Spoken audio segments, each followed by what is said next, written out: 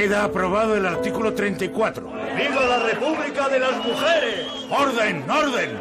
Se ha dado una puñalada trapera a la República. Es lo más grave que se ha votado hasta ahora porque ha de favorecer enormemente a las derechas. Ruego a la Cámara que guarde silencio. ¡Orden! Era el 1 de octubre de 1931.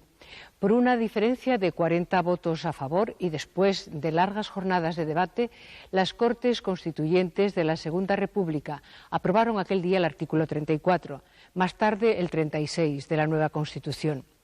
Un artículo que permitiría a las mujeres, por primera vez en la historia de España, votar en igualdad de condiciones que los hombres. La tenacidad, la valentía y el saber hacer de una mujer habían conseguido el ansiado objetivo. Clara Campoamor, la verdadera artífice de aquella victoria, podía sentirse feliz y muy satisfecha. Sin embargo, se vería obligada a pagar un alto precio. Antes de abandonar España, Clara escribe un libro. En él deja constancia de lo sucedido. ¿Qué algarabía provocó la votación? En el hemiciclo y sobre todo en los pasillos, estallaba ya sin reparos la nerviosidad más o menos contenida. Los diputados se increpaban unos a otros. A causa de esa excitación me increpaban también a mí. Quiero confiar no a mí, sino a textos periodísticos, el reflejo del momento.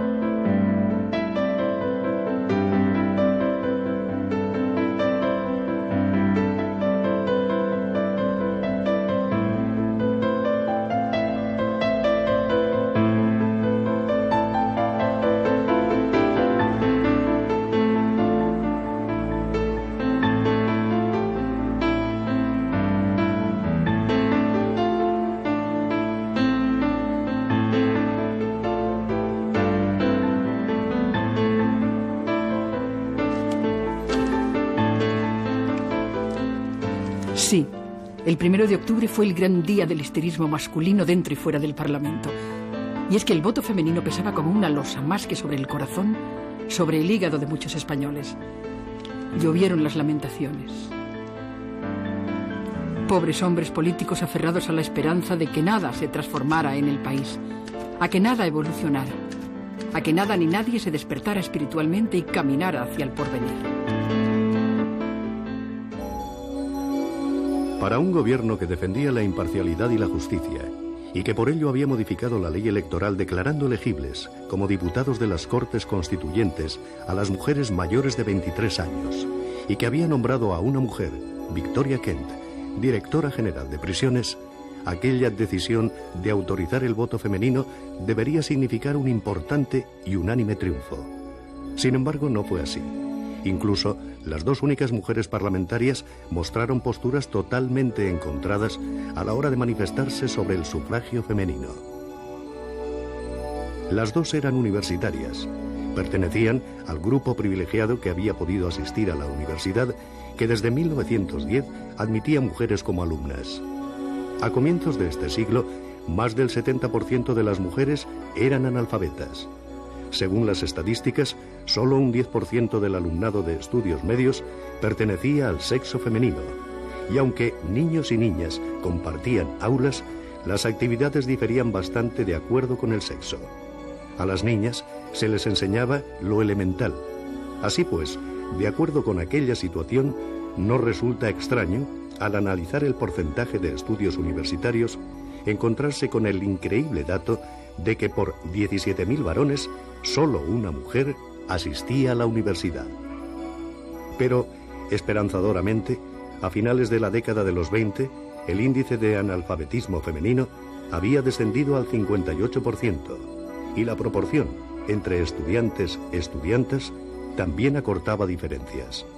Con la llegada de la República, las mujeres empezaron a participar en los partidos políticos y a ocupar cargos solo desempeñados hasta entonces por los hombres. Clara Campoamor y Victoria Kent constituían ejemplos bien representativos de la nueva situación. Las dos son miembros del Congreso de los Diputados. Las dos se convertirán en protagonistas de aquel debate. En el diario de Informaciones se podía leer: dos mujeres solamente en la Cámara, y ni por casualidad están de acuerdo. Hoy han hablado las dos, y hemos de reconocer que estaba más en su papel la señorita Campoamor que la señorita Kent. Negaba esta a la mujer el derecho al voto y lo pedía aquella. Porque el caso de la señorita Kent es especialísimo. Ella legisla y no quiere que las demás legislen. Ella vota y no quiere que las demás voten. Se ha valido del feminismo para elevarse y quiere ahora quitar la escalera. El argumento que esgrime tiene mucho salero. La mujer no debe votar porque no es republicana, es decir, que solo los republicanos tienen derecho a votar. Habrá que hacer también la selección entre los hombres, porque hay hombres que no son republicanos y los hay hasta sentados en los bancos de la República. Según la tendencia del periódico, el tratamiento de la información difería, pero indudablemente las dos diputadas se habían convertido en protagonistas del debate. La desunión entre ambas, a la hora de pronunciarse sobre el voto femenino, será utilizada también por algunos medios con la finalidad de ridiculizar y desprestigiar a las mujeres, cuando en realidad lo único que había sucedido es que para una lo más importante eran los intereses de partido, mientras que para la otra el derecho al voto de las mujeres resultaba prioritario. Señores diputados, lejos yo de censurar ni de atacar las manifestaciones de mi colega, la señorita Kent, comprendo por el contrario la tortura de su espíritu al haberse visto hoy en trance de negar, como ha negado, la capacidad inicial de la mujer. Creo que por su pensamiento ha debido pasar, en alguna forma, la amarga frase de Anatole France, cuando nos hablaba de aquellos socialistas que, forzados por la necesidad, iban al Parlamento a legislar contra los suyos. Respecto a la serie de afirmaciones que se han hecho esta tarde contra el voto de la mujer, he de decir con toda la cordialidad necesaria que no están apoyadas en la realidad. Tomemos al azar algunas de ellas. Que cuando las mujeres se han levantado para protestar por la guerra de Marruecos, primero, ¿y por qué no los hombres? Segundo, ¿quién protestó y se levantó en Zaragoza cuando la guerra de Cuba más que las mujeres? Las mujeres. ¿Cómo puede decirse que cuando las mujeres den señales de vida por la República se les concederá como premio el derecho a votar? ¿Cómo puede decirse que la mujer no ha luchado y que necesita una época, largos años de República para demostrar su capacidad? ¿Y por qué no los hombres? ¿Por qué el hombre al advenimiento de la República ha de tener sus derechos y ha de ponerse un lazareto a los de la mujer? Es que al hablar con elogio de las mujeres obreras y de las mujeres universitarias no se está cantando su capacidad. Además, al hablar de las mujeres obreras y universitarias se va a ignorar a todas las que no pertenecen a una clase ni a la otra. ¿No sufren estas como las otras las consecuencias de la legislación? ¿No pagan los impuestos para sostener al Estado en la misma forma que las otras y que los varones? ¿No refluye sobre ellas toda la consecuencia de la legislación que se elabora aquí para los dos sexos, pero solamente dirigida y matizada por uno? Clara Campoamor rebatió una a una las razones esgrimidas por Victoria Kent. La directora general de prisiones pensaba que la mujer española no estaba aún preparada para enfrentarse a la responsabilidad que siempre entraña el voto, aunque en el fondo lo que de verdad le preocupaba era la inconveniencia política de tal decisión, ya que en opinión de la mayoría de la Cámara, la mujer votaría influenciada por el confesor. El señor Guerra del Río, del mismo partido que Clara Campoamor, intervino para decir que ellos no negaban el voto a la mujer y que estaban dispuestos a consignarlo en una ley electoral, ley que las Cortes de la República, según el diputado radical, podrían derogar cuando lo considerasen oportuno, porque... Nosotros lo que tememos es que esas mujeres que no están manejadas precisamente por las organizaciones obreras, sino por los curas, por los frailes, esas mujeres entrañan un peligro. Era opinión generalizada que el voto de las mujeres daría la victoria a las derechas. A la señorita Campoamor no le importó luchar por algo considerado como políticamente incorrecto y en contra de la opinión de su partido, el radical, defendió el derecho al voto de las mujeres. Yo quiero llamar la atención de la minoría que apoya esta enmienda y que dice: tenemos miedo a la mujer y queremos llevar a una ley electoral la concesión de su voto para quitársela después si no nos ha complacido el modo de ejercerlo. Al decir eso, se engaña a la Cámara, porque no se podrá nunca despojar del derecho electoral a un ciudadano. Eso no podrá hacerse jamás.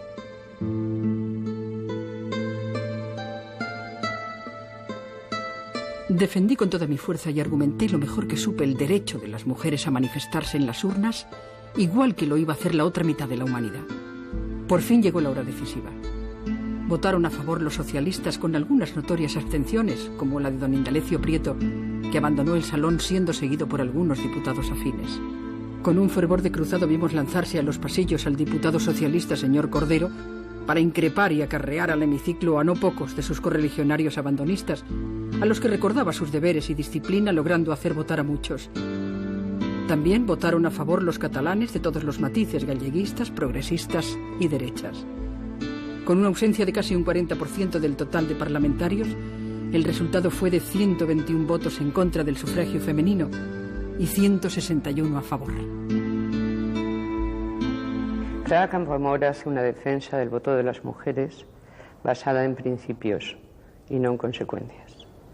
Puede ser que las mujeres voten en una primera elección de una forma que ella no lo haría, o incluso en una segunda elección. Con independencia de esto, ella cree que solo teniendo los derechos políticos se sabe usar la libertad, y que por lo tanto las mujeres no pueden ser privadas de sus derechos políticos, porque además tenerlos es un derecho natural, por ser seres humanos, y consigue además para esto el apoyo suficiente en la Cámara. Convence a quienes estaban poco convencidos, pero también tiene esa fuerza de los que ya están convencidos, y ella sabe además utilizarla. Yo creo que fue una defensa muy valorada desde la perspectiva de hoy. Era una mujer de fuertes convicciones feministas, era una mujer que por encima de los intereses de los partidos de aquella época consideró que el derecho del voto a la mujer era un derecho fundamental. Y por tanto yo creo que fue una defensa extraordinaria, apasionada y extraordinaria. Clara fue la gran defensora de mantener el principio de igualdad en la concesión del voto en el año 31, porque lo que se plantea en las Cortes no es tanto si se da o no el voto a la mujer, sino cómo se da. Y frente a los grupos que mantienen que hay que limitar el voto a la mujer por razón de Estado, por el miedo a que vote contra la República, Clara será la única mujer de las 3 diputadas y la única de su grupo que mantiene que por encima de los intereses del Estado está el principio de igualdad. El 1 de octubre de 1931 fue un gran día para las feministas españolas que, aunque no eran muy numerosas entonces en nuestro país, sí formaban importantes grupos de trabajo y supieron apoyar a Clara Campoamor. Las mujeres, al fin, podían ejercer su derecho al voto en igualdad de condiciones que los hombres. La Asociación Nacional de Mujeres Españolas, presidida por Benita Asas Manterola, ofreció un homenaje de agradecimiento a Clara Campoamor. Le hicieron entrega de una placa en la que estaban grabadas las siguientes fechas.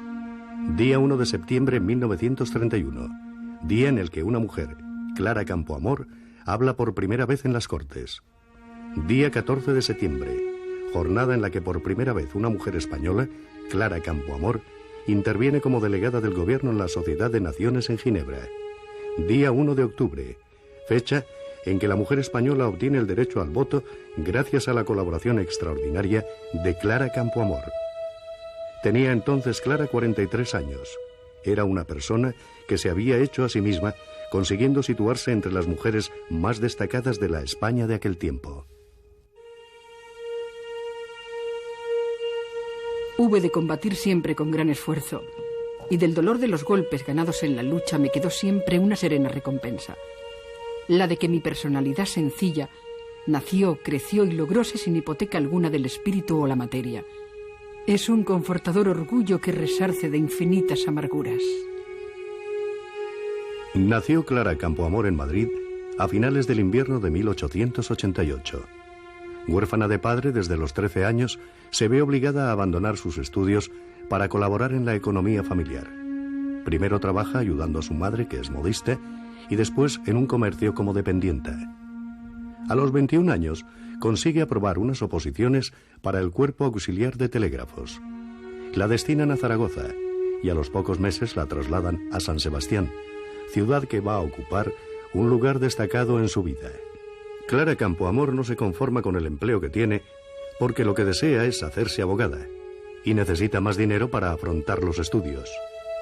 Vuelve a presentarse a unas oposiciones y obtiene plaza de profesora especial de taquigrafía y mecanografía en las escuelas de adultas en Madrid, con un sueldo anual de 1.500 pesetas. Compatibiliza este empleo con las tareas como secretaria de varios periódicos. Por fin, a los 33 años, inicia sus estudios de bachillerato obteniendo el título, lo que le permite matricularse en Derecho en la Universidad de Oviedo, licenciándose en Madrid en 1924. Tenía 36 años. Clara Campoamor había cumplido su objetivo y, a diferencia de otras mujeres, no tan fuertes como ella para enfrentarse a las innumerables trabas que deberían afrontar, solicita su inscripción en el Colegio de Abogados, ya que quiere ejercer como abogada. Aprobada su admisión en febrero de 1925, Clara Campoamor comienza a ejercer. Clara Campoamor lo que tiene es también un mérito extraordinario por la forma en que desarrolla su profesión. Para empezar, estudia en unas circunstancias excepcionales, trabajando a la vez como mecanógrafa, y obtiene el título pues a una edad ya de madurez, y empieza a ejercer en Madrid con un despacho en la Plaza de Santa Ana, en unos tiempos en que prácticamente no existía el ejercicio de la profesión de abogada para las mujeres, y además la primera mujer que actúa ante el Tribunal Supremo. Esto le da una relevancia en aquel tiempo impresionante y una fuerza como modelo y como pionera de tantos temas. Cuando ingresó en la Real Sociedad Matritense de Amigos del País, tuvo palabras de agradecimiento para esta entidad por ser una de las primeras sociedades que aceptaron mujeres entre sus miembros. Y en la Academia de Jurisprudencia, en este salón, testigo de muchas de sus intervenciones, pronunció Clara una interesante conferencia: La nueva mujer ante el derecho. Su actividad fue verdaderamente sorprendente y, como se puede observar, el tema de la mujer fue una de sus preocupaciones más importantes. También sus colaboraciones en prensa se inscriben dentro de una sección denominada Mujeres de Hoy. Y será una mujer, Mariana Pineda, la protagonista de uno de los primeros mítines electorales de Clara Campoamor, que participa asimismo en la preparación del Congreso de Mujeres Universitarias y colabora en la fundación de la Liga Femenina Española por la Paz. Clara Campoamor es una de las principales impulsoras del monumento a Concepción Arenal. Como buena feminista, quiere que quede constancia del paso de las mujeres por la historia. En un acto conmemorativo del 20º aniversario de la muerte de Concepción Arenal, Clara Campoamor dice en su intervención: En España, nadie que descuelle en cualquier orden de la vida deja de ser perpetuado en bronce. Por ello, hace mucho tiempo que me pregunto cómo Concepción Arenal no ha sido homenajeada de esa forma.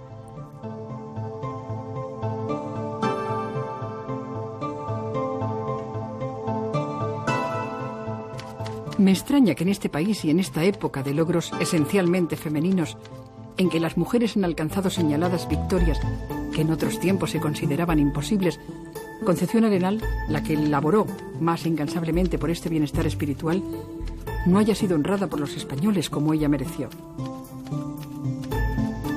Claro está que a Concepción Arenal no se le hizo la justicia a que tenía derecho pleno. Y bien es cierto que muchas de sus máximas cayeron en olvido. Realmente el mejor homenaje a la preclara gallega debe consistir en seguir su obra, y el monumento puede servir de acicate a nuestros compatriotas para la imitación.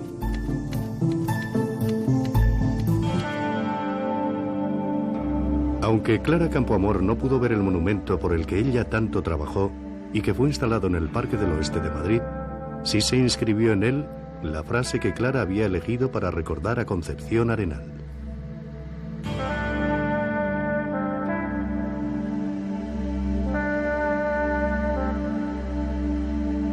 Clara Campoamor pertenecía al grupo de mujeres intelectuales, liberales y de izquierdas que se iban abriendo camino en las tradicionales entidades del mundo de la cultura. Desde 1916 es miembro del Ateneo de Madrid. Cuando unos años después el dictador don Miguel Primo de Rivera quiere incluirla en la Junta de Gobierno de la mencionada institución, Clara rechazó la propuesta, a pesar de que su negativa implicaba la solicitud de excedencia en su labor como funcionaria en el Ministerio de Instrucción Pública. Clara Campoamor está en total desacuerdo con la dictadura de Primo de Rivera y con la monarquía. Ella siente y piensa como republicana. República, república siempre. Me parece la forma de gobierno más conforme con la evolución natural de los pueblos. Objetivamente considero a la república superior a cualquier otro régimen. Clara Campoamor, convencida republicana, actúa consecuentemente y por ello no acepta los cargos ofrecidos por el gobierno de la dictadura. No cabe la sospecha, al analizar su comportamiento, de que hubiera actuado por oportunismo político. En aquel tiempo todavía no estaba todo perdido para la dictadura de Primo de Rivera.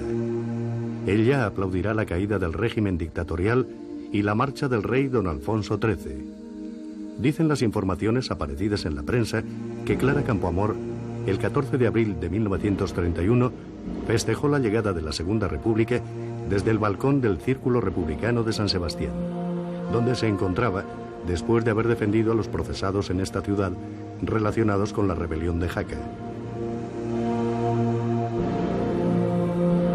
Lo que no se sabe es si en ese momento ya pertenecía a Acción Republicana, aunque lo más probable es que así fuera, porque en el mes siguiente figura entre los miembros del Consejo Nacional de este partido.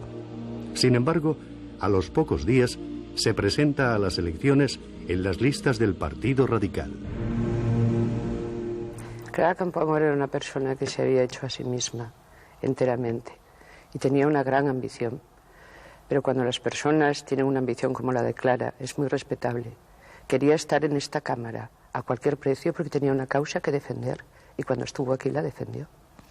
Amelia, ¿existían grandes diferencias entre los partidos Acción Republicana y Radical? ¿Se vio Clara obligada a traicionar un poco sus ideales? No, la habilidad de estos grupos era muy grande. En realidad eran grupos, casi diríamos, de poder dentro de unas ideas muy afines. No tuvo que hacer ningún tipo de pirueta política. Era una cosa natural buscar encaje allí donde se lo iban a dar.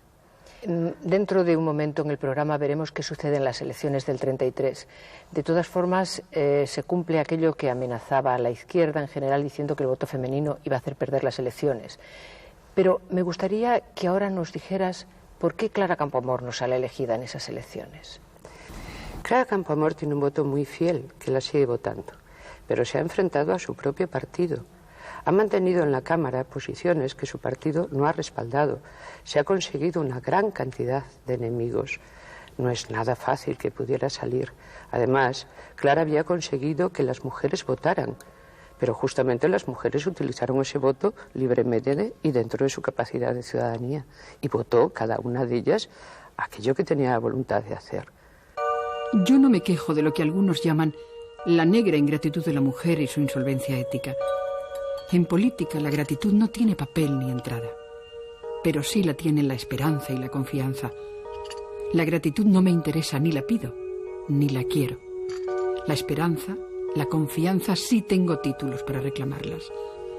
Quedaban muchos horizontes que conquistar a la mujer, y yo merecía la confianza de esta para conquistarlos y debí despertar su esperanza para conseguirlos. No la merecí.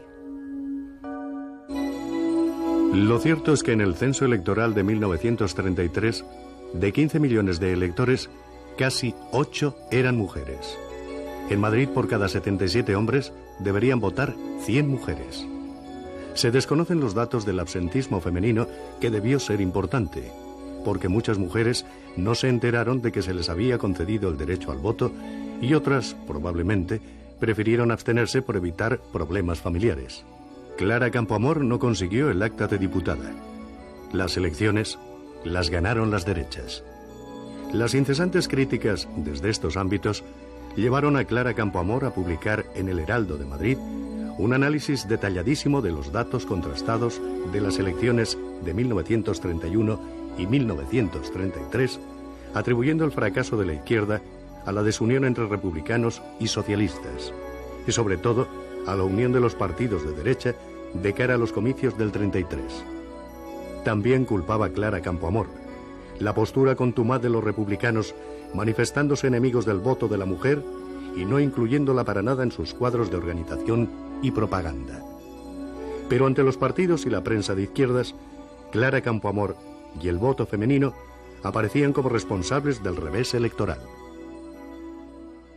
Ciertamente me parece injusto que se pudiera analizar la concesión del voto de esa forma y nos da cuenta de en qué niveles tan lamentables de discriminación para la mujer estaba la sociedad española en ese tiempo y la sociedad de otros países también. Era una minusvaloración de la mujer como persona, de las mujeres, que bueno, pues ha costado mucho salir de ella y todavía queda un gran camino por recorrer. Era, si se quiere, la excusa perfecta para evitar un autoanálisis y una autocrítica de por qué las fuerzas republicanas habían perdido las elecciones. En esto, las fuerzas republicanas y la izquierda española actuó como el Partido Laborista inglés, que al perder las elecciones de los años 20 también culpó al voto femenino. ¿Por qué? Porque era el elemento nuevo y era una fácil manera de echar fuera de ellos mismos las culpas de una derrota electoral. Hombre, yo creo que la izquierda ya en su momento en el tema del debate al voto se divide. Divide por un lado lo que piensan los derechos fundamentales que ellos defienden, por tanto el derecho al voto es un derecho fundamental para las mujeres, pero por otro lado yo creo que veían que tenía el peligro de que la mujer votando pudiera votar a la derecha. Entonces, bueno, pues lógicamente después de las elecciones del 33 pues echaron la culpa al voto femenino. Esto se dice por pereza. La única variable nueva que se produjo en esas elecciones fue que las mujeres votaron. En esas elecciones, quienes tenían esperanzas de continuar no sacaron los resultados que creían, por pereza, y Clara Campoamor lo demostró en su libro, Mi pecado mortal. Prefirieron pensar que había sido el voto femenino quien había producido esto. Las mujeres votaron, es cierto, por primera vez, cada una con su opción política. Pero ni entonces ni ahora el voto de las mujeres sesga ninguna elección. Votan exactamente igual que los varones, mientras la estadística sea lo que es. Ganaron las derechas las elecciones de 1933. Clara Campoamor no consiguió escaño en el Congreso. Tampoco Victoria Kent. Pero sí aumentó la presencia femenina en el Parlamento. En total, fueron 5 las mujeres que obtuvieron escaño en 1933. Francisca Bohigas pertenecía a la minoría agraria. Era la única diputada vinculada a la derecha. Las otras 4 militaban en el socialismo. María Lejárraga, Matilde de la Torre, Veneranda García Blanco y Margarita Nelken, que repetía como diputada. Había sido elegida en la segunda vuelta de las elecciones celebradas en octubre de 1931. Clara Campoamor asumió la derrota y siguió en política. El gobierno presidido por Lerroux la nombró directora general de Beneficencia. A los pocos días de su regreso de Asturias, a donde había acudido para ayudar a los niños después de la Revolución del 34, la Campoamor presentó su dimisión y decidió abandonar el Partido Radical por desacuerdo con su política. Escribió una carta a Alejandro Lerroux en la que le decía, entre otras cosas: de error en error, camina hacia cimas de responsabilidad el Partido Radical, de espaldas a su programa y a la misma vitalidad de la República. Con mi actitud yo he procurado advertir el peligro y llamar a la reflexión. Todo fue inútil. Yo, señor Lerroux, me adscribí al Partido Radical a base de un programa republicano, liberal, laico y demócrata, transformador de todo el atraso legal y social español, por cuya realización se lograse la tan anunciada justicia social. Y no he cambiado una línea. No me he desprendido de esos anhelos, de esos ideales que me acompañaron toda mi vida y a los que no pienso abandonar precisamente en los instantes en que tengo más personalidad para laborar por ellos. ¿A qué secreto, designio, propósito o anhelo sacrifica usted tantas cosas, señor Lerroux? No teme usted darse cuenta de su error cuando sea demasiado tarde. Pocas veces le es dada a un hombre la feliz coyuntura de agitar y predicar libertad y justicia en la juventud y poderla realizar en la vejez. Usted ha renunciado a lo segundo. Yo no tengo por qué hablar del juicio de España. Para esos efectos solo me importa el mío, que sintetizo en el acto amargo de separarme del partido que usted dirige. La carta a Lerroux y el darse de baja en el Partido Radical en el año 35, a raíz de los sucesos del 34 en Asturias, son para mí una actuación congruente con lo que ha sido toda la trayectoria política de Clara Campoamor. Clara es una defensora de los derechos de las personas por encima de todo y es una persona que no tiene ningún miedo a reconocer si en algo se ha equivocado ella o a hacer crítica, incluso a su propio partido, de sus actuaciones. Y en esa carta a Lerroux esa carta está en conexión perfecta con lo que ha sido toda su trayectoria vital. Yo creo que en aquellas circunstancias tiene mucho mérito, es una postura valiente, la carta es extraordinaria, alude a la defensa de las convicciones, a la defensa de la lucha por unos objetivos, por unos ideales, y le reprocha a Lerroux el que, teniendo la posibilidad de llevar a la práctica esos ideales, sin embargo, no lo haga y ceda ante presiones que a ella le parecen inadmisibles. Eso da cuenta de un carácter, de una personalidad, de una seguridad y una persona de enorme valía y de una extraordinaria firmeza en sus convicciones, lo cual es admirable en una mujer en ese tiempo. Es una carta escrita con gran fuerza. Clara Campoamor, además, tenía en sus intervenciones parlamentarias se ve un dominio muy bueno de la retórica. Y ese mismo dominio del lenguaje y de expresar sentimientos como quien está utilizando realmente un cuchillo, diciendo lo que quiere decir y no ninguna otra cosa, es lo que logra dar en esa carta. Es una de las cartas de renuncia más firmes que se han escrito en la tradición parlamentaria. Clara Campoamor era una mujer valiente, tenaz y muy luchadora. Piensa que todavía puede trabajar por hacer realidad alguno de sus ideales. A los pocos meses de renunciar a su militancia en el Partido Radical, animada por Casares Quiroga, presidente de Izquierda Republicana, solicita su ingreso en esta formación. La petición fue denegada por 183 votos. Solo 68 votaron a favor. Y es que sus enemigos políticos eran importantes. Yo creo que los principales enemigos fueron los republicanos, los partidos claramente republicanos, Acción Republicana, el Partido Radical, el suyo, y los radicales socialistas. Y yo creo que tuvo un enemigo muy importante que fue Azaña. ¿Por qué? ¿Qué pueden reprocharme a mí esos 183 miembros de Izquierda Republicana? ¿Quién soy yo y de dónde vengo para que un partido republicano me rechace? ¿Qué podía esperar de Izquierda Republicana si ni el presidente, señor Casares Quiroga, firmante de mi alta, se dignó asistir a la sesión? Liquidé en mi foro interno el lamentable episodio de Izquierda Republicana, apoderándome sin permiso de su autor de las palabras del señor Azaña en su libro Mi rebelión en Barcelona. La injusticia arriba a perfección, cobra hermosura siniestra y alumbra con luz fría el ánimo en que se aposenta y la padece. Clara Campoamor era una persona fundamentalmente inteligente, como inteligente crítica.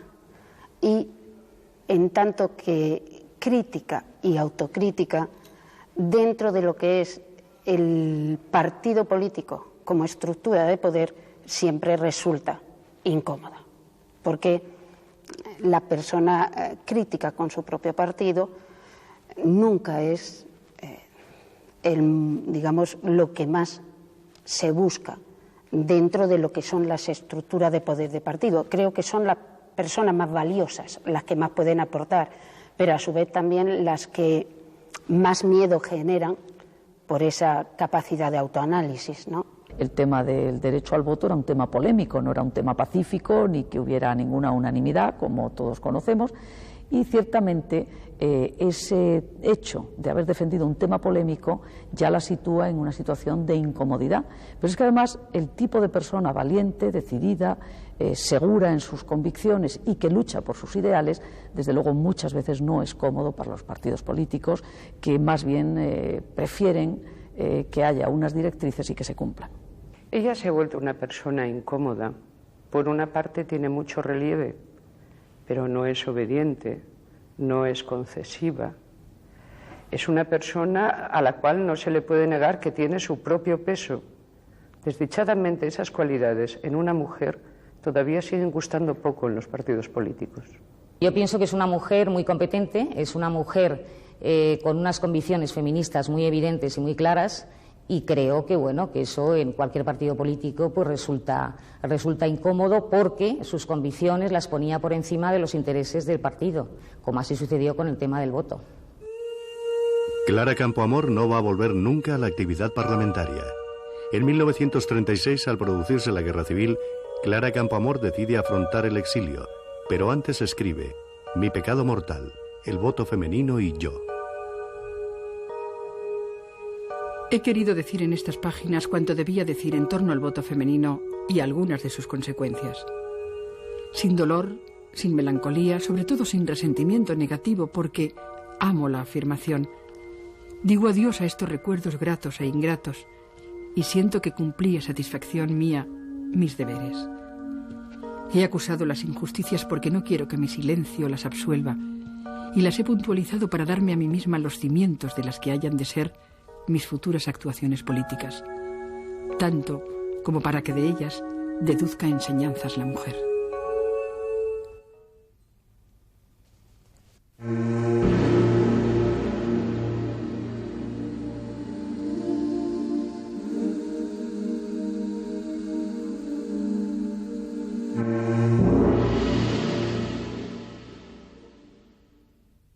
¿Cuánto tiempo ha pasado desde que salió de España? Después de 17 años en la Argentina, Clara Campoamor ha decidido regresar a Lausanne, la primera ciudad en la que vivió como exiliada. Ella sigue añorando España y no entiende cómo algunos compatriotas que como ella viven lejos de su tierra no desean regresar. Ay, yo que deambulo fuera hace más de 20 años. No he podido aceptar este criterio que tan sano sería para mí. Se olvidan pronto las raíces cuando se parte antes de estar completamente formado. Pero es imposible esa transposición cuando se emprende el viaje con casi medio siglo a las espaldas. Por ello, desearía a veces morirme, ya que nada me queda por hacer, cuando aún quisiera hacer mucho. Aquí en Suiza está más cerca de España. Clara Campoamor no renuncia a la idea de que tal vez un día pueda regresar. Mientras tanto, se informa por la prensa de la actualidad de su país. Lleva una vida apacible, sigue dando conferencias y trabajando con agrupaciones de mujeres. Su fama de feminista comprometida la precede allí donde va. Clara Campoamor ha dejado constancia a lo largo de toda su vida de sus profundas convicciones. Parece ser que Clara Campoamor vino de forma clandestina 2 o 3 veces a España, siempre con la ilusión de que algo hubiese cambiado para poder así regresar a su país sin tener que pasar años en la cárcel, pues se la acusaba de haber pertenecido a la masonería. Existen indicios que apuntan a su posible militancia durante los años 31 al 34 en alguna organización de tipo masónico, aunque en aquellos tiempos no era ilegal.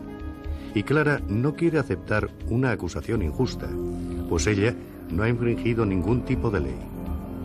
Varias personas relacionadas con el gobierno español de entonces intentaron conseguir su regreso, entre ellas la escritora Concha Espina, a quien Clara le había tramitado el divorcio.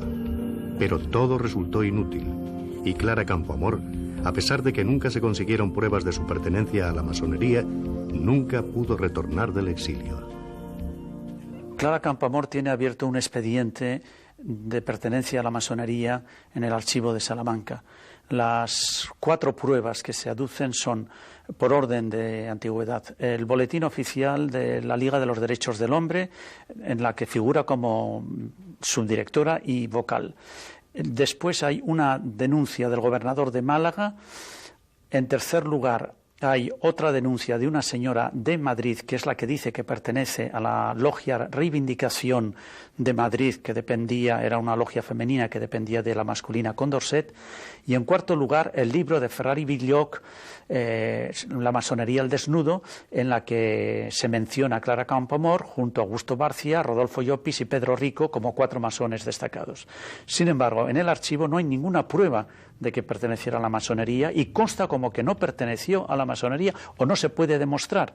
De hecho, no se le hizo ningún proceso ni se la condenó de distinta manera a Martínez Barrio o a Lerroux, que sin estar en España los procesaron y los condenaron por pertenecer a la masonería. A Clara Campoamor no pudieron. De hecho, los pocos papeles que existen de la logia Reivindicación y de la logia Amor, que era también femenina, no consta, pero claro, son papeles muy fragmentarios.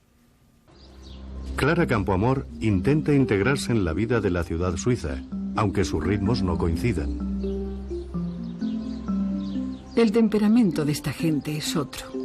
La mujer aquí, pese a su admisión en muchas profesiones, solo tiene por ideal la casa y la cocina. Aunque con una mayor cultura que la de nuestras mujeres, cosa indiscutible, tiene el pensamiento al ralentí. Y yo me estrello contra esta falta de viveza, de vida, que se acusa en todo. El lago Lehmann, las montañas y selvas las cambiaría yo por la cacharrería del Ateneo o por una buena discusión entre nosotras en torno a la mesa de un café. Asiste a las reuniones de las asociaciones femeninas y también acude a Bruselas para asistir al Congreso de la Federación Internacional de Mujeres de Carreras Jurídicas. Clara Campoamor conocerá allí a María Telo, joven abogada española. Cuando yo llegué a Bruselas en el año 1958 para asistir al Congreso de la Federación Internacional de Mujeres de Carreras Jurídicas, de la cual ella fue fundadora, y yo no lo sabía hasta entonces, fue fundadora, pues para mí fue una gran impresión, fue como un shock que sufrí al verla.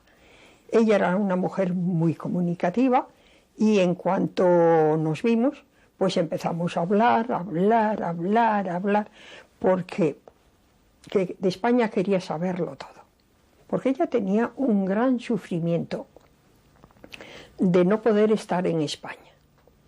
Ella quería muchísimo España y añoraba mucho el no poder estar aquí por nuestra manera también de ser, porque en ese momento ella vivía en Suiza y en Suiza pues aquel temperamento a ella no le iba. María Telo Núñez recuerda emocionada su encuentro con Clara, la mujer luchadora a la que ella admiraba desde sus años universitarios en Salamanca. De ahí su impresión al encontrarse con la que para ella significaba un ejemplo de valentía. Se escribieron durante 2 años. María nos muestra las cartas en las que Clara, además de interesarse por la situación de las mujeres españolas, se desahoga con la amiga, haciéndole partícipe de las desilusiones sufridas. Pero luego decía, lo importante es que entre ustedes conserven el clima, porque han de llegar tiempos que indefectiblemente tienen que llegar, y entonces se podrá hacer. Y se ve ahí el temperamento de la luchadora. Primero, el desconsuelo por no haber conseguido todo lo que ella quería, no haber podido desarrollar la vida política en un ambiente normal.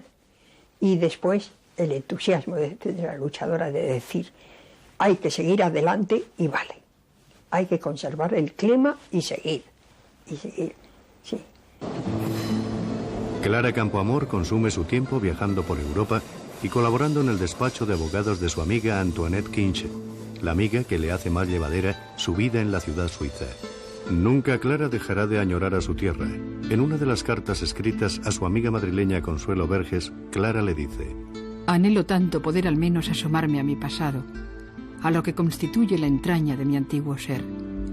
Creo que aún aceptando este género de vida, sería menos desdichada si pudiera de vez en cuando darme una vuelta por ahí. Resulta curioso observar las pequeñas coincidencias de la vida. En esta hermosa y plácida ciudad suiza iban a encontrar refugio dos mujeres totalmente distintas. La reina de España en el exilio, doña Victoria Eugenia, y doña Clara Campoamor, la más auténtica de las republicanas. La España de los años 60 no las quería, ni a una ni a otra. Es poco probable que la reina supiera de la presencia de la republicana que había luchado por conseguir el derecho al voto de las mujeres. Pero seguro que Clara sí sabía que Victoria Eugenia vivía en Lausanne y se enteró de su muerte en 1969. Solo 3 años la sobrevivió Clara Campoamor. Clara, que llegó al mundo al final del invierno, se fue de él en plena primavera, el 30 de abril de 1972. En una carta enviada por Antoinette Kinch, amiga de Clara Campoamor, a Pilar Lois, sobrina de esta, le cuenta que 2 días antes de morir, víctima del cáncer, Clara le dijo: quiero ir a morir a España. Los restos de Clara Campoamor fueron trasladados a San Sebastián. El cementerio de Polloe fue el lugar elegido para su última morada en España. Seguro que a Clara le hubiese gustado la elección de esta ciudad, en la que vivió años de ilusión política y de trabajo comprometido, que fue una de las normas de su existencia. Mi ley es la lucha, y no me he adentrado ni formado en ella para volverme atrás por zarpazo de más o menos, ni para dolerme de las dificultades que la avaloran y decantan. En buenas cuentas no he hecho sino empezar, y el campo en que fructificó aquel ideal se ha llenado ya de nuevas semillas.